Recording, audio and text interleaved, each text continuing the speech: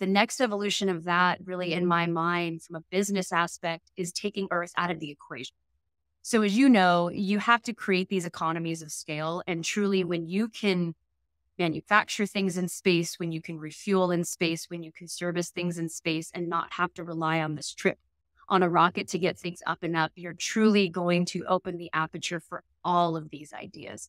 Welcome to the Startup Defense. Today, I have my friend Kelly Ogborn, and we're going to talk about space.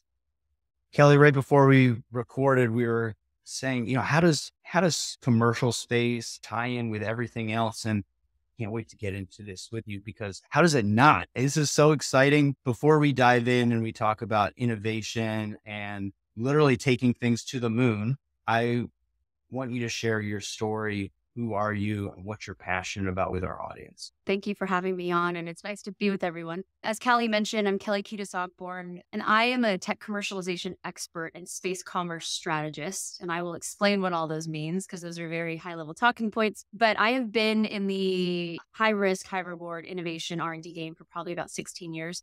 Came from government. I worked at DARPA for 8 years and then ran a tech commercialization firm for 7, which I worked with you, Callie, in past life, and transitioned into space. And there's a lot of those tangential linkage points. As you mentioned, space is everywhere. What doesn't touch space? And so a lot of what I look at and think about, given my background and the fact that I have seen innovation from the government side, private sector side, I did spend a year with a commercial launch startup, which was a great learning experience, but culminated all together. What I really do a lot of is thinking about how to qualify and quantify the future of space. So thinking about what are the market trends, what are the technology trends, where are the adoption points, where are the future business opportunities, and then taking my tech commercialization background, I want to make everything practical and tangible, really creating that framework and roadmap for companies to take advantage of it. I would say that what I'm the most passionate about is really seeing an idea come to life. I have spent the past 16 years working with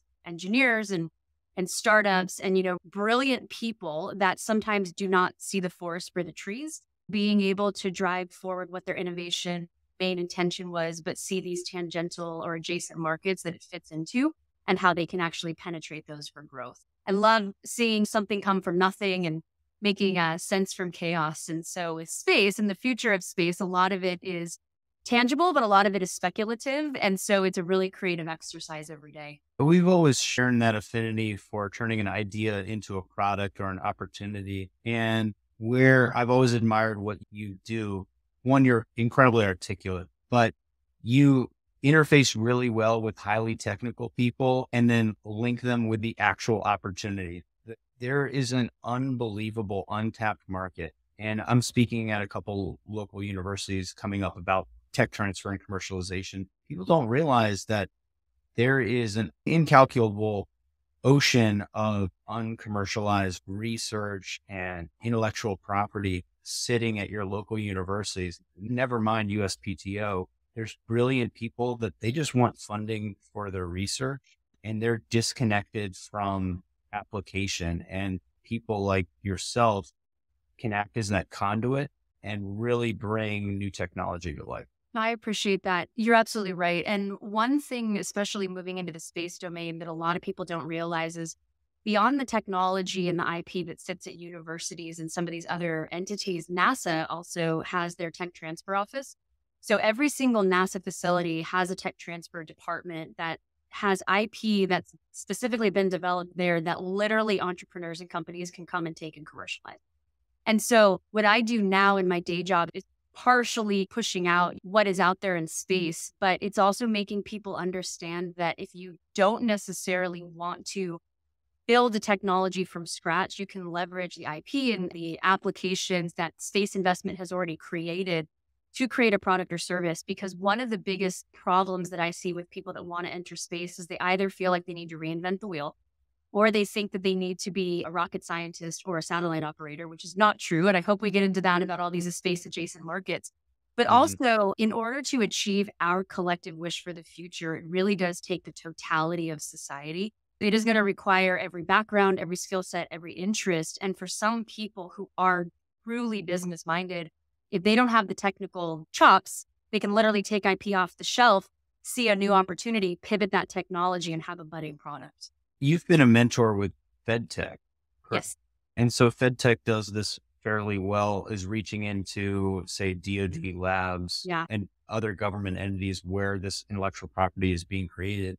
Oftentimes for very niche problems, it is tested, validated, in use, but its commercialization or broad use is not the point of developing it. So yeah, FedTech, there's other organizations that people can link up with that give you access to literal multi-million dollar research or intellectual property that the average entrepreneur or startup couldn't hire that talent. You wouldn't have the lab to execute on the talent. I do a lot of work with Department of Energy, very similar. What we get out of national labs, you would need $100 million to be able to replicate what we can just do for free. Oh, yeah. And you know that with the certain tech development, or I guess the impact and the output of a lot of technology, it's also predicated on, in some ways, kind of the right funding at the right time. Because you and I have worked in innovation for long enough to know that sometimes you butt up against what is technologically possible at that time. And then the rate of everything else speeds up, and then 5 years, it's just a breakthrough case. Being able to take advantage of what's been developed before and potentially take it over that valley of death or the hurdle or whatever might have been facing it then, now might be the right time. Let's talk about some fun things because there are lots of examples of this. I want to give these bones some meat to this conversation. In the space market, immediately I'm going to pull GPS, right? Great example of this. Complete U.S. government development. We're talking about millions and millions of dollars, massive resources in developing it, putting out the satellites. Now everyone carries it around. It's nothing, but the commercialization path to that, unbelievable. That's a good example. I mentioned Velcro, lots of material science things. You have some fun examples that you just point to give somebody, hey, here's a startup. They got free intellectual property. I do. And I actually want to make a plug for why invest in space to begin with, because I think it's an important piece to set the stage. So a lot of people, when they collectively think about space, their mind goes toward rockets and satellites, like I said before, and lunar outposts and Mars missions and all these really fun things. But they don't realize that space is actually extremely localized. And if you look at the way that the economy is actually broken out, so our organization, the Space Foundation, comes out with a space economy number every year to quantify what it is from commercial ROI and global government spending. And for 2022, the number was $469 billion. And that number is 77% commercial revenue and 23% global government spending, which is tremendous. If you look at just that number, 95% of that is the space to Earth market, which is utilizing space-based investment, space-based technology, and space-based infrastructure for life on Earth. And when you actually break that down, you start to show people that investment in space technologies deeply impacts your life on a fundamental level every day. You touch space technology 20, 25 times a day. So when I talk to people that push back like, oh, why are we investing in space when we could be doing all of these great things? And I'm like, because space is hard. There's a lot of smart people working on space. And even if you don't reach your final objective, you're still going to get better processes, better technologies, and better subcomponents that can play into these other industries that are really critical. Some of the fun examples to answer your question. So I think a lot of people know that memory foam came from a space technology. It was actually developed to counter G-force effects on astronauts. Baby food actually came out of it because they were looking at nutrient dense meals and things for astronauts. Clear braces is another one. So it actually came out of an infrared radome technology where they needed a ceramide that was clear enough and dense enough. And they realized that it also had the application for your teeth. Your cell phone, has no shortage of 13 technologies. But what's actually fun is that the word pixel was actually first coined by JPL as the thing. So if there's a little trivia piece, right? Pixel came out of the space industry. And then one that I like to tell people, which technically isn't a space investment or tech transfer, but it did come from a former NASA engineer, was the Super Soaker. A former NASA engineer who was an expert in thermodynamics wanted to make a superior water gun for his kid, and he created the Super Soaker. And I think all of us children of the 80s can thank him for really fun summers. That is just a way that he transferred that technology to something that's not applicable to space, but made a lot of people happy. That's so fun. Hard problems have wide moats, right? If you're in the market of solving problems, your startup's going to do better in and of itself. Yes. We've both worked as a mentor, run accelerators. And one of the biggest problems that people have is that they don't have a problem. They haven't addressed a market problem. It's outside of the context of a customer. And what I like about space and the emerging space market, although as you mentioned, it's pretty big, but it's still an emerging market. It's a lot changing and growing, is there's no shortage of difficult problems. And because it's interesting, it attracts better talent and it attracts better researchers.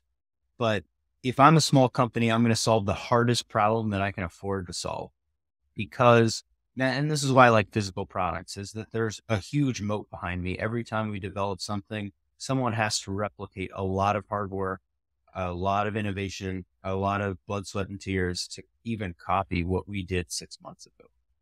There's going to be a smart EE listening to this or a software engineer that's thinking about quitting their job and creating a startup.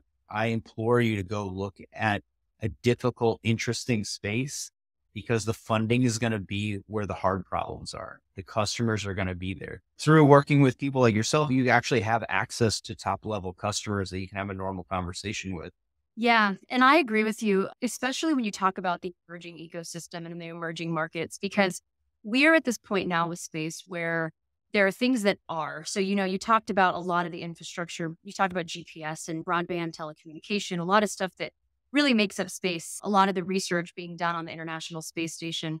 But when you look to the future of space, and a lot of us in the ecosystem talk about low Earth orbit economy. And there is a school of debate whether that is or isn't a thing. I'm on the proponent that it is a thing. And what's interesting about when I talk to engineers and thinking about where their insertion point is, I try to be enthusiastic for where the future is going, but deeply pragmatic and when those business opportunities are going to arise. And I think that is probably the best approach when you're thinking about building a business is what does the space industry and ecosystem bring to bear now? And then how can I scale my product for 3, 5, and 7 years? Because when you talk about the low Earth orbit economy, really what's going to open up that opportunity is the launch equation. And I think that anyone who's interested in space has been paying very deep attention to what's happening with SpaceX launches and the suborbital flights and all these things. When we truly have a rocket that is routine, reliable, cheap, ubiquitous, that can get cargo, payloads, people up to space, in 1 to 3 days versus 1 to 3 months, it's really going to lower the cost and access to space for a lot of different companies. So that's the first one. And then I think the second one are these commercial space stations that are proposed to start coming online as early as 2025 and replacing the International Space Station. And what's interesting about that business model is that it's going to further the research that our government and governments are doing on the ISS, but it's also going to open an opportunity for lots of companies to do manufacturing and research in space that they normally didn't have access to before. Now you're talking about companies being able to manufacture in zero G, which is a huge game changer, especially for medical devices, because the environment and conditions of space are extremely precise to be able to do machining and manufacturing. Callie, I'm sure you're going to think of plenty of ways to machine things with precision in space. But it's going to open up the possibility on a lot of other things. And then the next evolution of that, really in my mind, from a business aspect, is taking Earth out of the equation.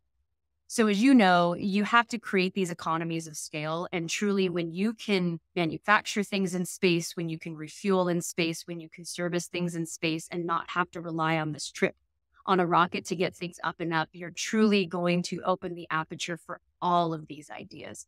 There are already business ideas being talked about in terms of in-orbit gas stations to be able to refuel rockets and satellites, to robotic arms that can repair, to thinking of 4D and precision manufacturing techniques to be able to manufacture things, especially on the moon and on these other conditions. That's really, I think, where the creativity starts to spin, is when you can utilize the conditions, take Earth out of the equation, and think about how to make space work best for your business. We've talked to a number of different opportunities there. We're talking to companies about rad hardening, very heavy compute. We are talking about solar gas stations, if you can think of it like that. The logistics space is very interesting because what you're mentioning is everyone's very focused on this reusable launch, but the next order problem is in orbit logistics. Yeah. So I need to send something to someone who's already there.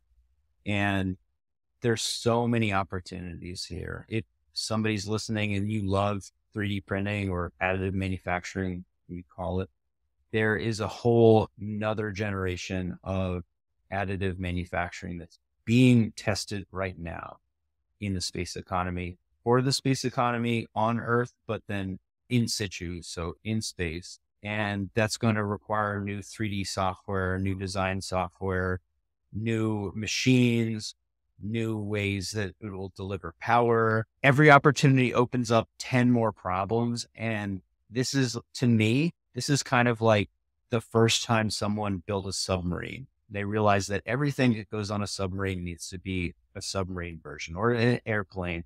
Every time there's a new situational modality, it requires everything to be tailored to that modality. And then that opens up completely new technologies and other problem sets and then counter problem sets. And so, yeah, very interesting industry. But if you're into a piece of innovation or technology, there's immediately probably a 10x value application of that directly in space. Yeah. And I'm really glad that you framed it that way. And also you mentioned energy and power, because you're absolutely right. The way that I always explain it is it's like you peel back the onion. So you start with the end state of what you want to achieve.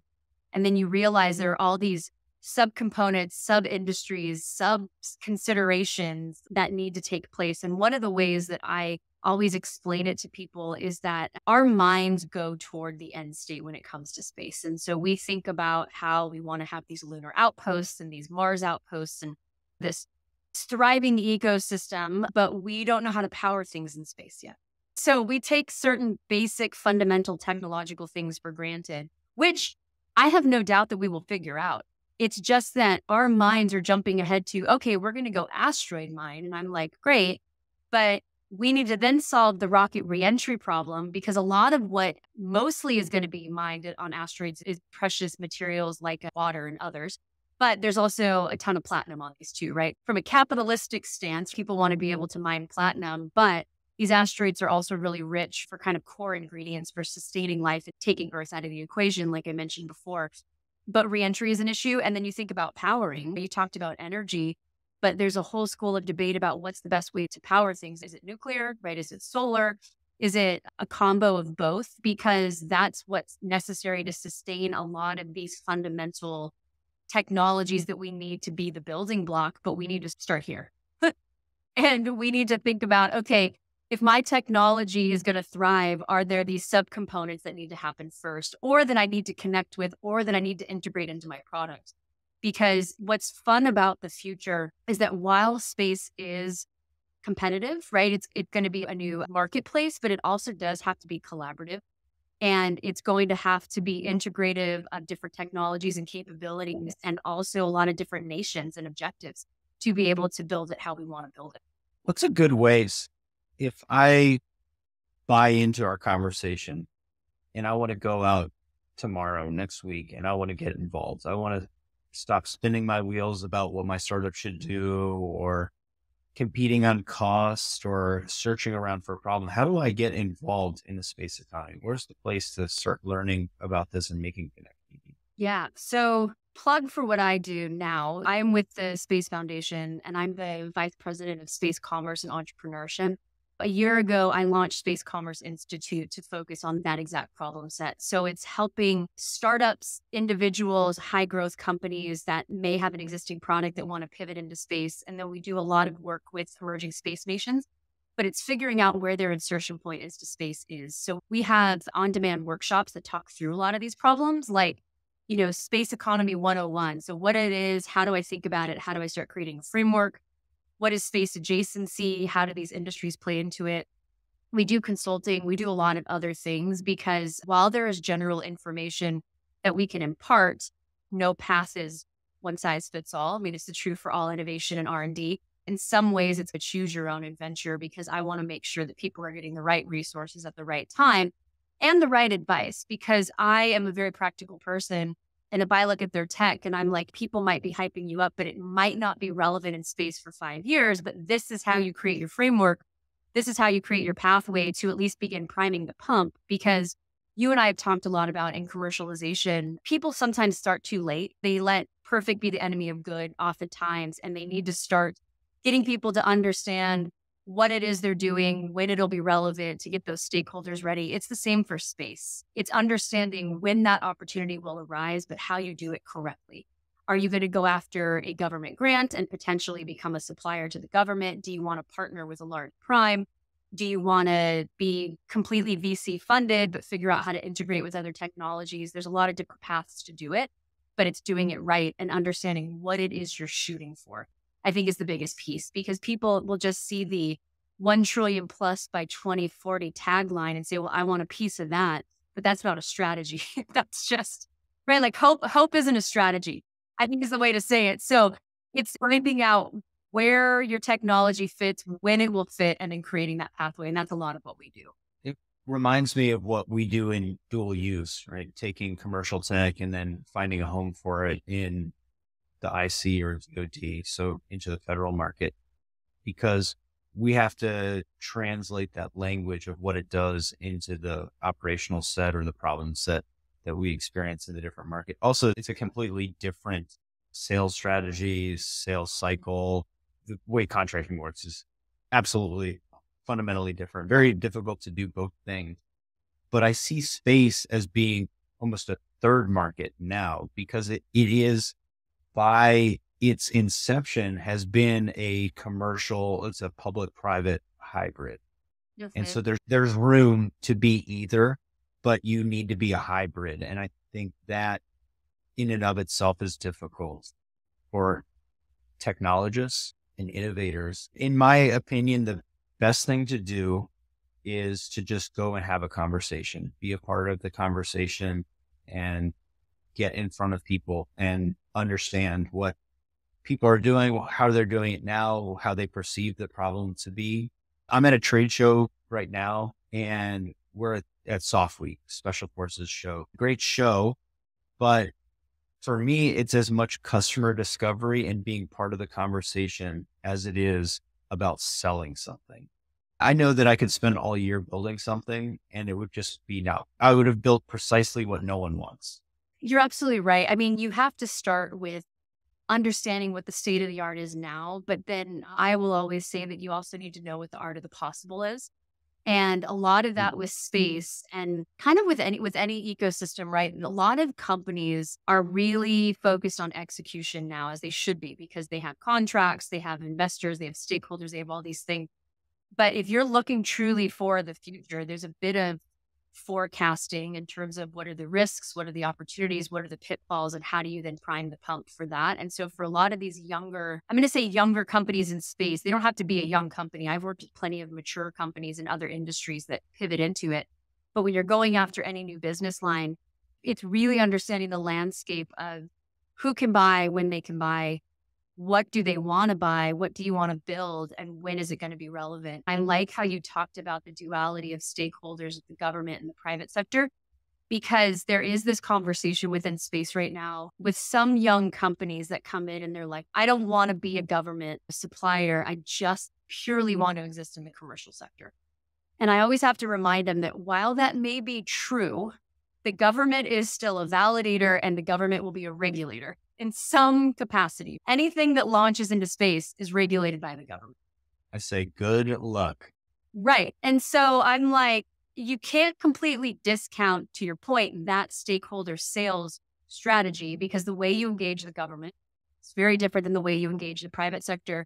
But beyond that, the other piece that you need to pay attention to the government for is that even though private investment in space is more than government investment at the moment, it's just more agile. The government sets the strategic direction. So the best example of this is the Artemis launch. Last November, we had the first successful launch of the Orion capsule. And collectively as a nation, it put the moon back on the map for humanity, but it also signaled to the commercial sector that this is where we're moving. If we're saying as NASA that we want to go back to the moon, we want to go to the moon to stay, We want to create colonies to then use that as a launching off point for Mars. That signals where priority is going to go, where investment's going to go, and a lot of technological development is going to go, that the commercial sector needs to realize, what does that mean for me? How do I take advantage of that? How do I take advantage of the downstream effects? So when people try to say that the government is obsolete at this point, I'm like, no, they are still the North Star through and through. And the commercial sector needs to figure out how to best intersect with them and play and collaborate. That's a really great way of looking at it. Even as a pure commercial play, you could call them gatekeepers, you could call them regulators, you could also call them, like you said, that's the North Star. They're setting the pace and the direction of where the industry is going. But to take that out of the equation, it's really going to be at somebody's detriment, versus the right program can open up all the doors and make all the connections commercially that you want. And they have no commercial stake in it. They're not taking equity. They're not acting as a broker. They're literally acting as a connector.